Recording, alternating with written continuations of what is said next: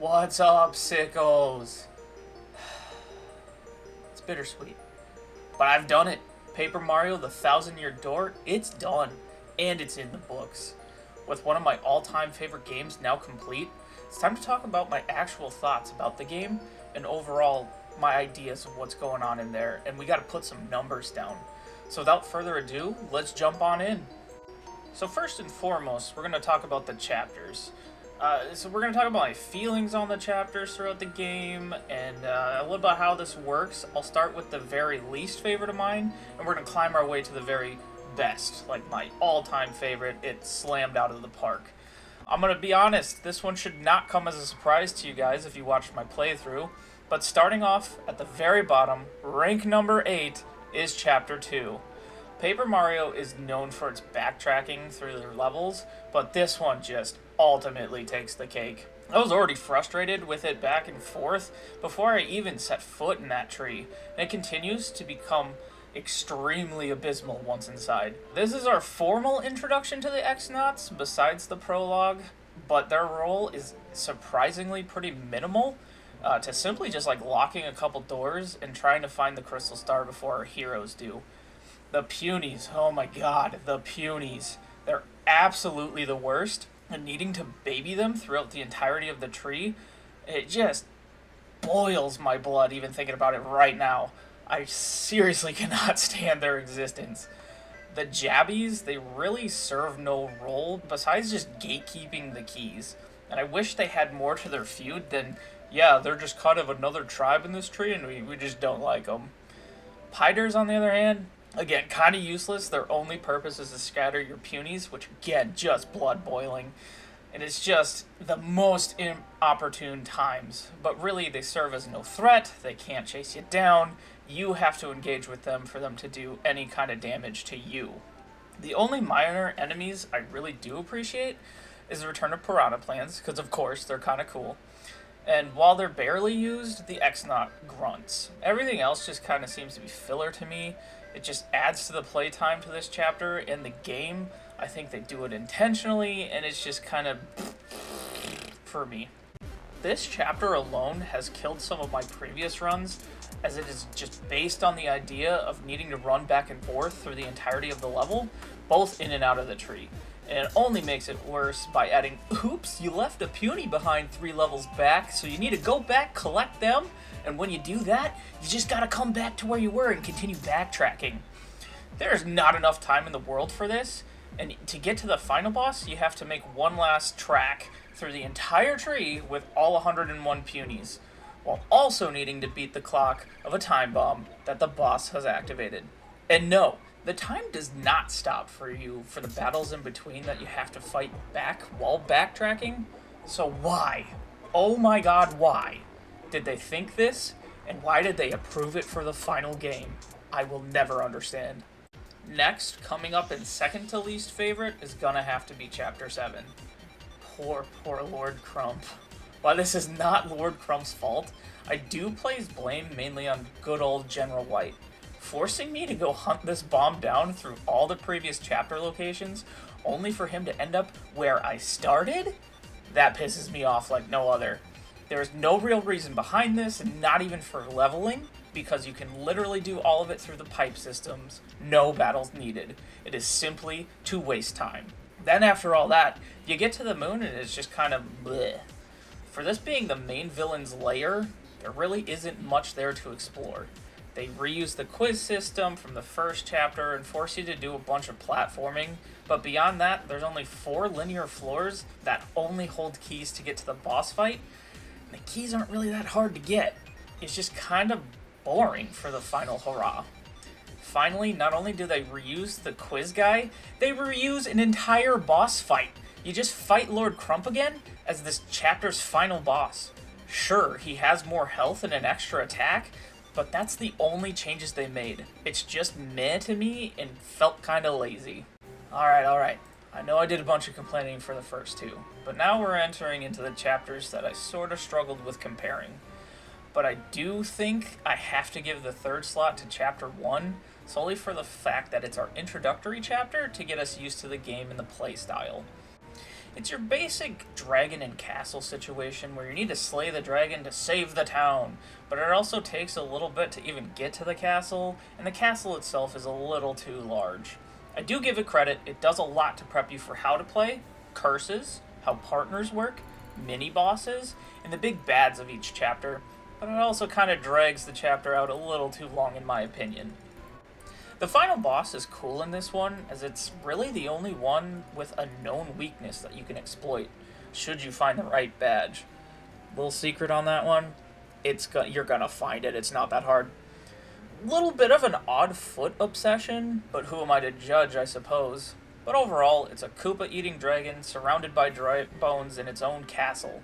Not gonna lie, that goes kinda hard, and you have to respect it. Next on the list is Chapter 6, as this idea is really cool. I mean, like, who doesn't love mysteries on trains? But it also causes a weird kind of like break point where the station is, and a boss that just kind of like hitchhikes. During this 3-day trip, there are many mysteries to solve, but each is fairly simple, and I know, it's a kid's game. I don't think I've ever seen a board before, or really ever again, in any kind of Mario game, even outside the Paper Mario franchise, so it really just leaves me to wonder what they are, and what their beef is with the rest of the crew. I mean, dang man, I know I hit you with a hammer a few times, but chill with the other guys, they had nothing to do with it. Following Chapter 6 is going to be the previous stage, Chapter 5. While I love Cortez, I think the other chapter bosses are just kind of cooler than he and his level. The treasure hunt is the actual treasure hunting game is kind of a fun idea. I think it played out really well with the pirate theme as well. The cave can get a little meh leading up to Cortez, but if that's the worst I have to complain about, it is a pretty solid chapter overall. Cortez himself spices up the end as he has 3 stages himself and cannot die as, well, he's kind of dead. I love how quirky they are with letting Lord Crump speak directly to us, the players, and no one having any idea of who he's actually speaking to, and giving him his second go at taking a star from Mario. It was goofy, it was silly, and man, who doesn't love pirates? I absolutely love Chapter 4. Dupless being able to snatch someone's identity is so cool and a fun twist when you quote-unquote beat the boss, only to discover, oh crap, the final boss was me. There is some back and forth in this one, but the developers were kind enough to add a pipe that takes you from the steeple back to the town without forcing you into the battle those stupid flowers over and over and over again. I love the idea that the villain hides the letter so you can't even type his name, even if you know it jumping into this, and you must recruit the previous mini-boss as an ally to obtain that letter, your name, your body, and your team back. I'm not sure what the pigs were all about, but this entire level itches a scratch for me, and it is always enjoyable to replay. Coming up in second place is going to have to be the final chapter, Chapter 8. This one is vastly different from the rest of the game, as there is zero backtracking, new music, multiple mini-bosses, and one kick-ass final boss that completely obliterates what we were made to believe was the big baddie Grodus. We get numerous callbacks from this game, as well as some of Paper Mario 1 that hit the nostalgia tones that really gives this game a fun and creative ending. The end is a little long, but hey, the payoff and the good feelings of kicking the crap out of a demon witch spirit is hard to beat. Finally, landing the number 1 spot for me is Chapter 3. I really don't know how to explain this besides I never knew I needed a Mario WWE. There is absolutely no backtracking, as the only thing you have to do is fight to become the king of the ring and claim the crystal star on the champion's belt. But then, there's this twist of the star being a fake and Grubba being the guy who is using the actual star to steal his talents, strength, and power so no one can oppose him. When I was a kid, I was flabbergasted and ready to kick some Grubba butt when he challenged me for my power. Also, this chapter has Rock Hawk. Need I say more? Get rocked! We're going to be switching gears here and go over to the least to best partners. While their levels may have been dookie, that doesn't mean their talents and powers were worse. However, This is not the case with this one, as my least favorite partner in this game is going to be Flurry, hands down. I don't care for her personality, as she is all about her looks and fame. Her powers are either squish the enemy or blow them away, which gives me 0 star points in the end. And her only out of battle ability is to use blow to open up hidden paths, blow punies to the other side of the stage, or blow enemies away from you. Overall, I think this partner is useless and annoying. Going forward, I have no strong negative opinions of the partners, but I do find some that are a little more useful and cooler in design. With that said, Miss Mouse makes her appearance here on the list, as while she is a secret partner, and that's actually really cool to discover, she mostly is utilized for stealing items from the enemy in battle, or badges, or finding hidden items in the levels. Both of which I can do myself by killing the enemies right off the bat, or smacking my hammer around a few times. She's cool, don't get me wrong, but I just don't end up using her as much as the others, if at all. Climbing up the list is going to be our very first partner of the game, Goombella.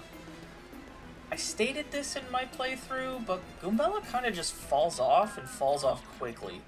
If Goombella didn't have the Tattle ability, she would kind of be rendered useless, as she cannot cut through any defense and cannot attack things with like spikes or other sharp objects, and there are plenty of those after Chapter 1. Her ability outside of battle is to just kind of brief me on people, places, or things, which is really nice for new players, but I have played this game several times in my life and never end up using it purposefully, and I do get annoyed when I do it on accident.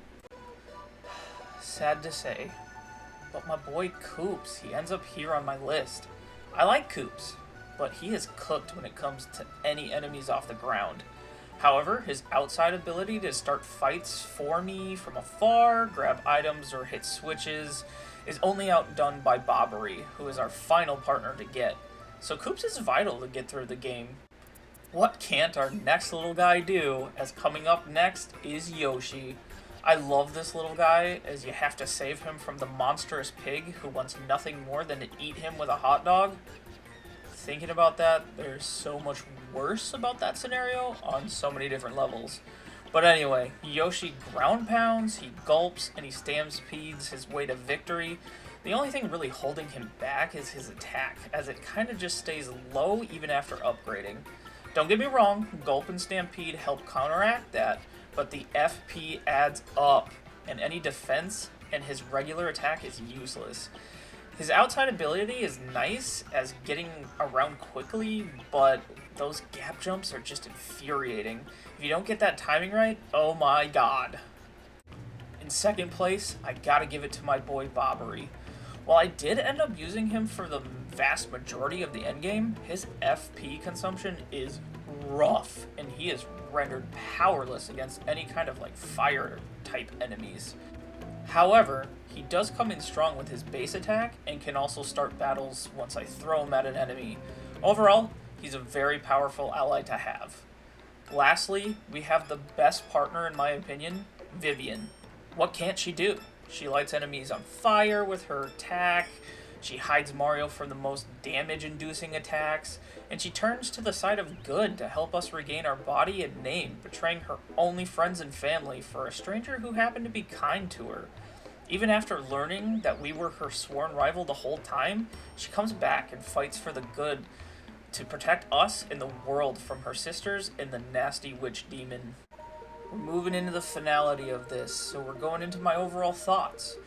This game is incredible and really helped me to get into gaming.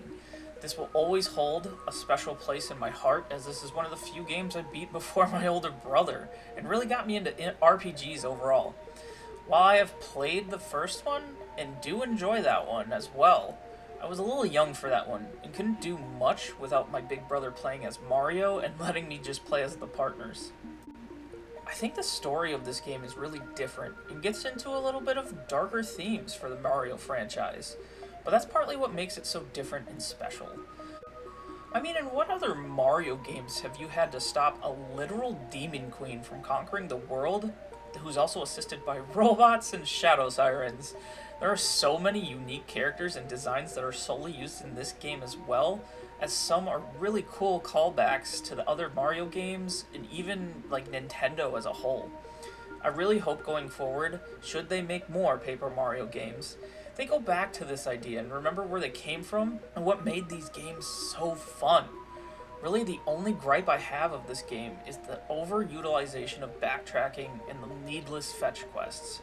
I get there needs to be some kind of way to fit in more fights to level up, but this can really be simply fixed by expanding the levels that they already have and making those the primarily focus, rather than just lots of little levels that are all in one chapter that you have to run between to get those levels.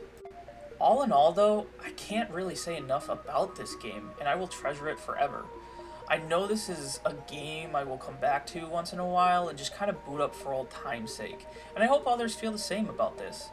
Giving this the first official Sick Shaka score, I will have to say this is a solid 8.5 out of 10, and would recommend this to any starter gamer out there, or really anyone who just wants to look at having a fun and casual RPG experience.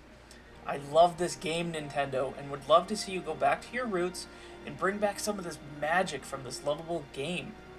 Thank you for the experience and for giving me an updated look on the Switch. This will always be close to home.